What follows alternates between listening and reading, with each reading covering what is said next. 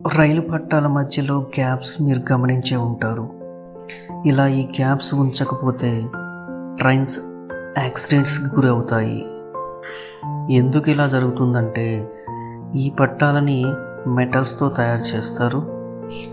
ఈ మెటల్స్ అనేవి temperature increase అయినప్పుడు ఎక్స్పాండ్ అవుతాయి, టెంపరేచర్ తగ్గినప్పుడు కాంట్రాక్ట్ అవుతాయి.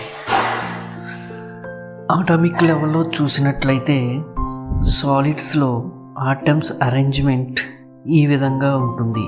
ఆటమ్స్ అన్నీ స్ప్రింగ్తో అటాచ్ చేసినట్లు వాటి మధ్య బాండింగ్ ఉంటుంది. ఈ ఆటమ్స్ రూమ్ టెంపరేచర్ దగ్గర కూడా వైబ్రేషన్ అవుతాయి.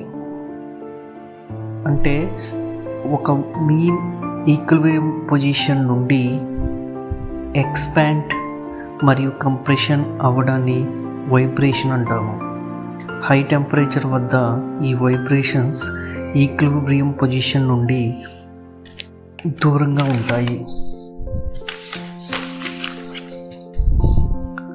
అంటే ఆల్ ఆటమ్స్ ఈక్విలిబ్రియం పొజిషన్కి ఎక్కువ దూరంలో వైబ్రేట్ అవ్వటం వలన మెటల్స్ ఎక్స్పాండ్ అవ్వటం జరుగుతుంది. టెంపరేచర్ లోగా ఉన్నప్పుడు ఈ వైబ్రేషన్స్ మీన్ పొజిషన్కి తక్కువ దూరంలో వైబ్రేట్ అవుతూ ఉంటాయి. సో మెటల్స్ కంప్రెస్ అవుతాయి. ఈ ప్రిన్సిపల్ ఆధారంగా రైల్వే ట్రాక్స్కి మధ్యలో గ్యాప్స్ ఇస్తారు. సమ్మర్లో టెంపరేచర్ పెరిగినప్పుడు ఈ ట్రాక్స్ ఎక్స్పాండ్ అవుతాయి. ఇలా ఈ గ్యాప్స్ లేకపోతే ఆటమిక్ వైబ్రేషన్స్ వల్ల